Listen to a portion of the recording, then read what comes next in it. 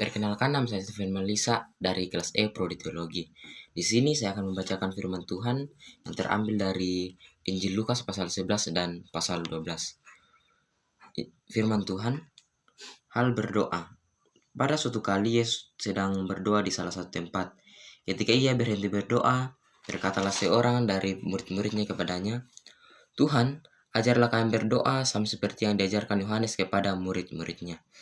Jawab Yesus kepada mereka, "Apabila kamu berdoa, katakanlah, Bapa, dikuduskanlah namamu, datanglah kerajaanmu, berikanlah kami setiap hari makanan kami yang secukupnya, dan ampunlah kami akan kesalahan kami, sebab kami pun mengampuni setiap orang yang bersalah kepada kami, dan janganlah membawa kami ke dalam pencobaan." Lalu katanya kepada mereka, "Jika seorang di antara kamu pada tengah malam pergi ke rumah seorang sahabatnya dan berkata kepadanya, 'Saudara, pinjamkanlah kepadaku 3 roti, sebab seorang sahabatku yang sedang berada dalam perjalanan sehingga ke rumahku, dan aku tidak mempunyai apa-apa untuk dihidangkan kepadanya.' Masakan ia yang di dalam rumah itu akan menjawab, 'Jangan mengganggu aku, pintu sudah tertutup dan aku serta anak-anakku sudah tidur. Aku tidak akan bangun dan memberikannya kepada saudara.' Aku berkata kepadamu, sekalipun ia tidak mau bangun dan memberikannya kepadanya, karena orang itu adalah sahabatnya, namun karena sikapnya yang tidak malu itu, ia akan bangun juga dan memberikan kepadanya apa yang diperlukannya. Oleh karena itu, aku berkata kepadamu, mintalah, maka akan diberikan kepadamu, carilah, maka kamu akan mendapat, ketoklah, maka pintu akan dibukakan bagimu.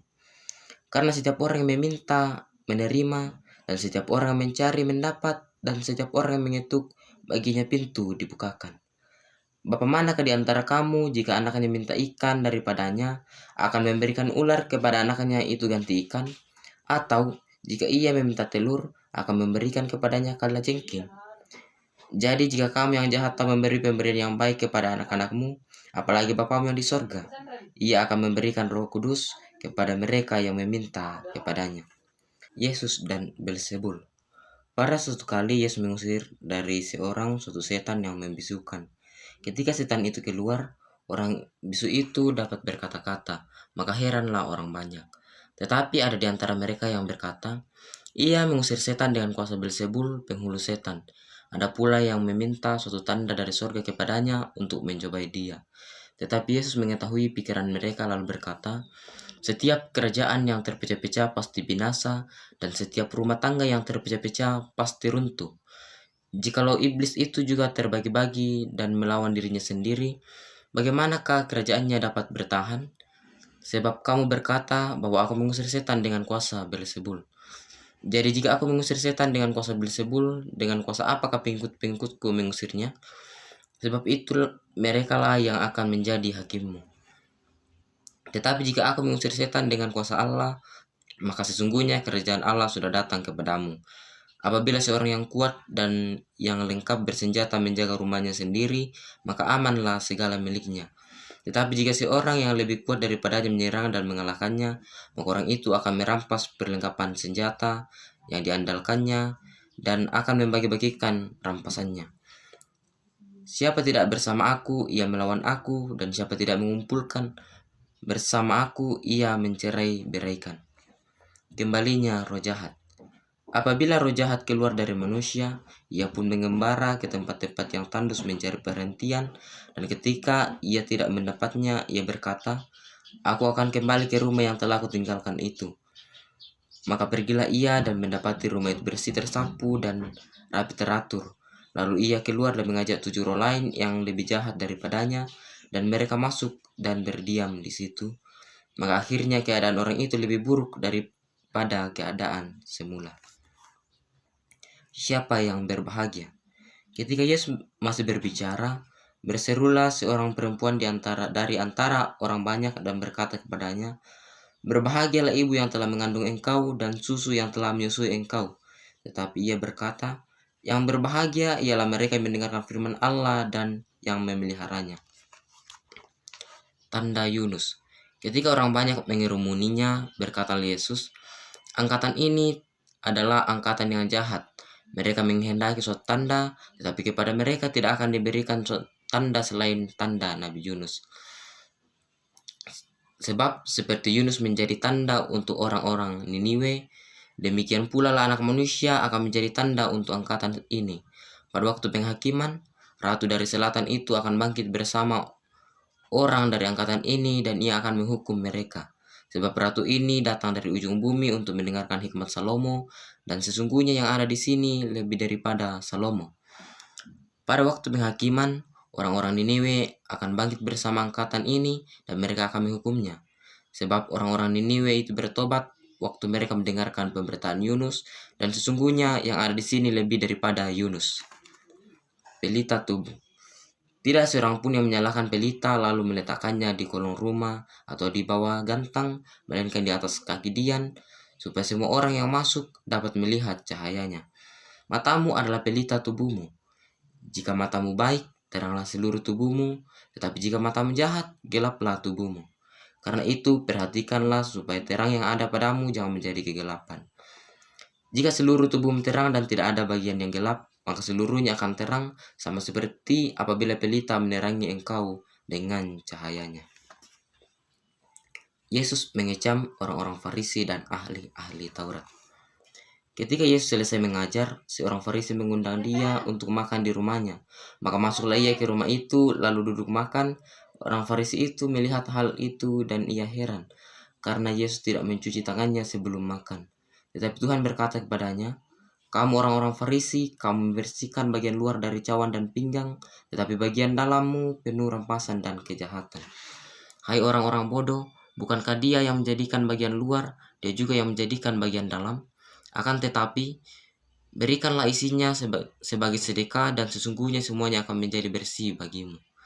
Tetapi celakalah kamu, hai orang-orang Farisi, sebab kamu membayar persepuluhan dari selasi, inggu, dan segala jenis sayuran, tetapi kamu mengabaikan keadilan dan kasih Allah.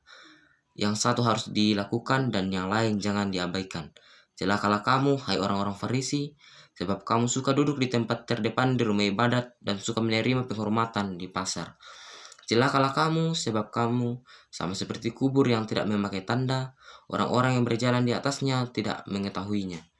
Seorang dari antara ahli-ahli Taurat itu menjawab dan berkata kepadanya, "Guru, dengan berkata demikian engkau menghina kami juga." Tetapi ia menjawab, "Celakalah kamu juga, hai ahli-ahli Taurat, sebab kamu meletakkan beban-beban yang tak terpikul pada orang, tetapi kamu sendiri tidak menyentuh beban itu dengan satu jari pun. Celakalah kamu, sebab kamu membangun makam nabi-nabi, tetapi nenek moyangmu telah membunuh mereka. Dengan demikian kamu mengaku bahwa kamu membenarkan perbuatan-perbuatan nenek moyangmu, sebab mereka telah membunuh nabi-nabi itu dan kamu membangun makamnya. Sebab itu hikmat Allah berkata, Aku akan mengutus kepada mereka nabi-nabi dan rasul-rasul, dan separuh dari antara nabi-nabi dan rasul-rasul itu akan mereka bunuh dan mereka aniaya, supaya dari angkatan ini dituntut darah semua nabi yang telah tertumpah sejak dunia dijadikan, mulai dari darah Habel sampai kepada darah Zakaria yang telah dibunuh di antara mesbah dan rumah Allah. Bahkan aku berkata kepadamu, semuanya itu akan dituntut dari angkatan ini.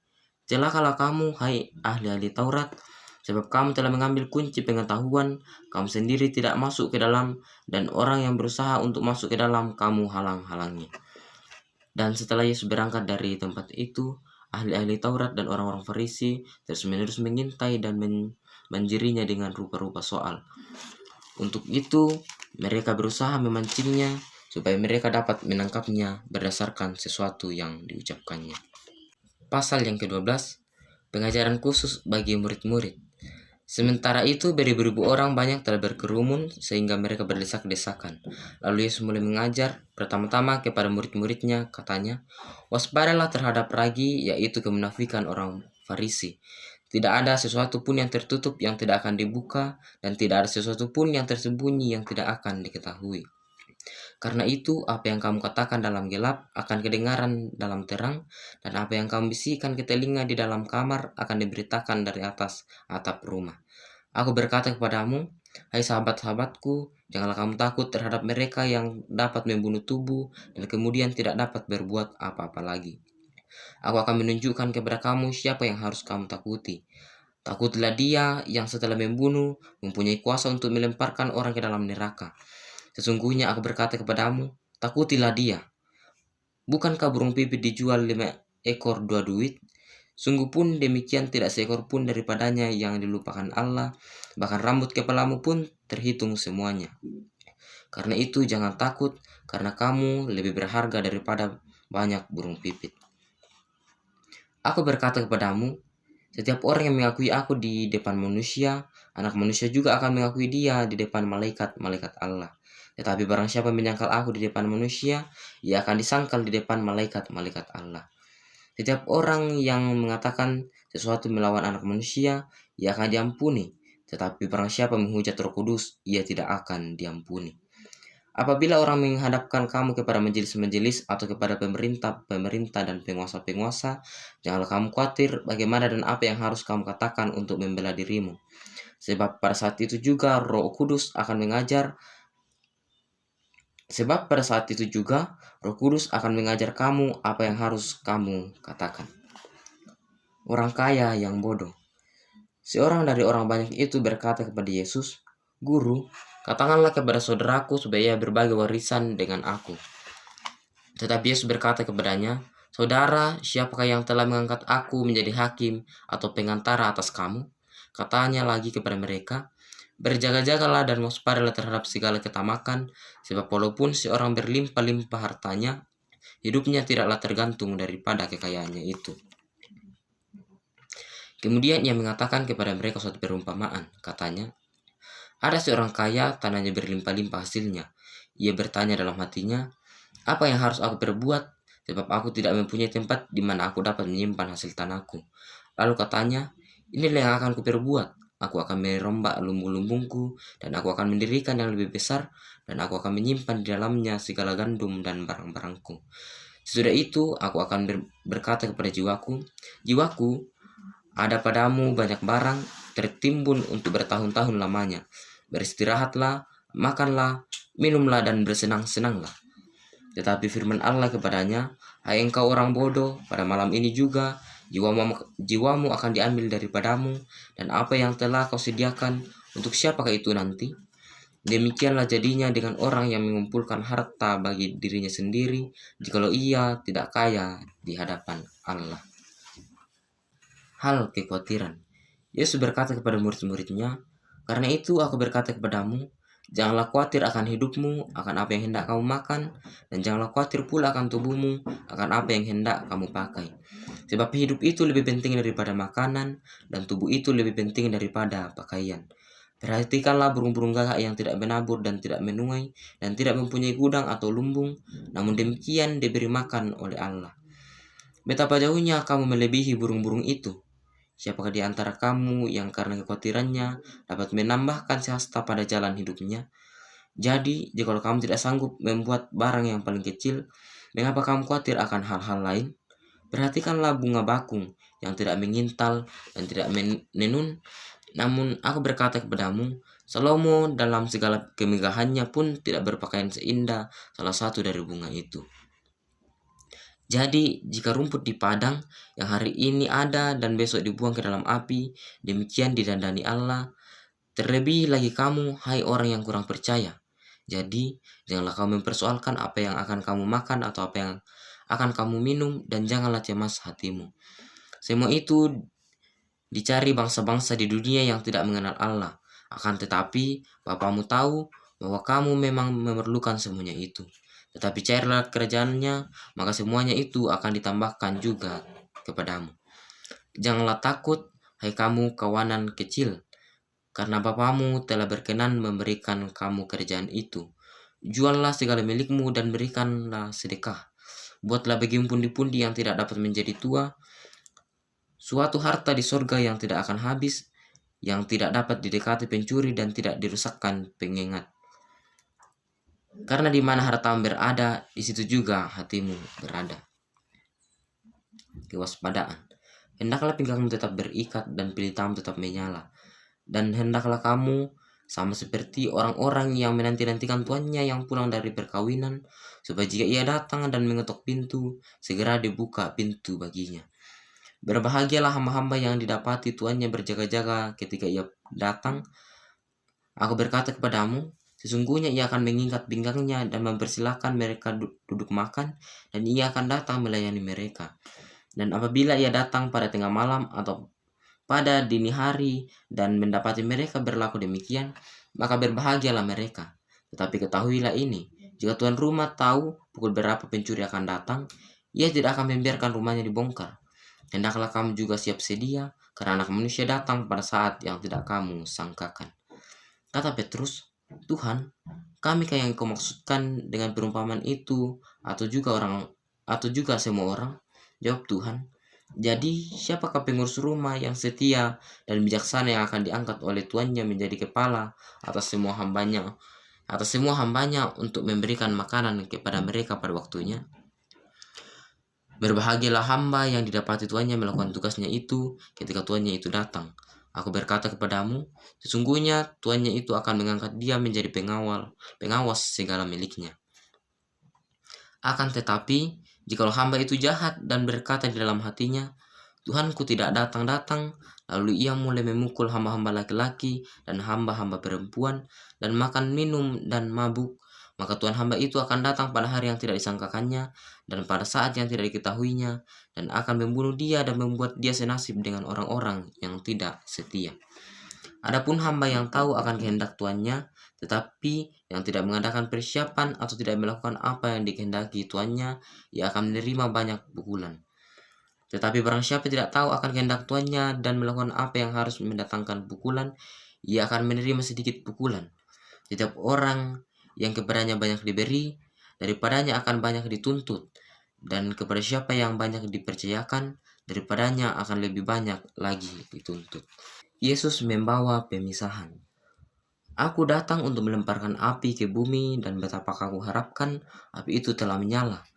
Aku harus menerima baptisan, dan betapa kesusahannya hatiku sebelum hal itu berlangsung. Kamu menyangka bahwa aku datang untuk membawa damai di atas bumi?